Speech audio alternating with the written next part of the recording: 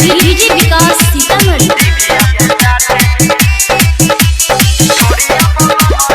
Mix by Amrish लाल।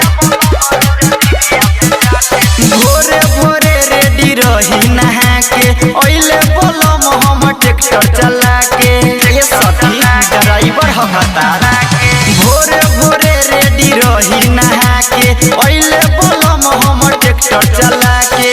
गलिया पकड़ के कहे काटले हबदाते ढोरिया बोलम रोज जिभिया से चाटे। ढोरिया बोलम रोज जिभिया से चाटे। ढोरिया बोलम रोज जिभिया से चाटे।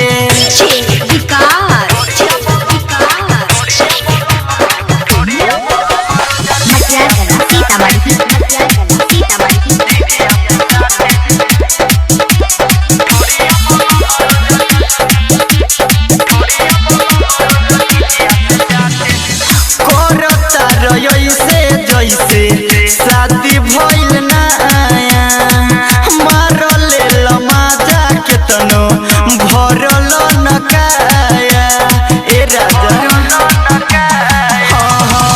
करता रैसे जैसे शादी भइल ना आया मारल लमाजा केतनो भरल न काया।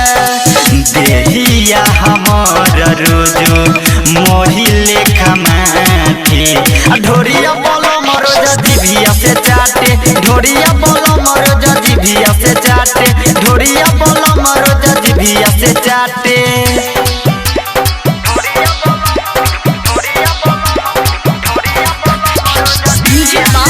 डीजे विकास सीतामढ़ी।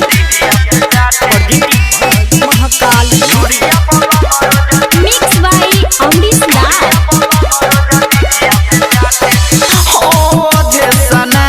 रोजो चलो जलमी सके हो रविंद्र खिलाड़ी चाहे पियल पी सके।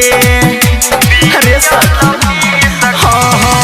अमरीश लाल रोजो चलो जलमी सके। रमेश बराही पियल चाहे पी सके। सूर्या सूरज कहे भारत हबटाटे ढोरिया बोलम रोज जिभिया से चाटे। ढोरिया बोलम रोज जिभिया से चाटे। ढोरिया बोलम रोज जिभिया से चाटे। महाकाल रिकॉर्डिंग स्टूडियो नरगा बाजार सीतामढ़ी बिहार।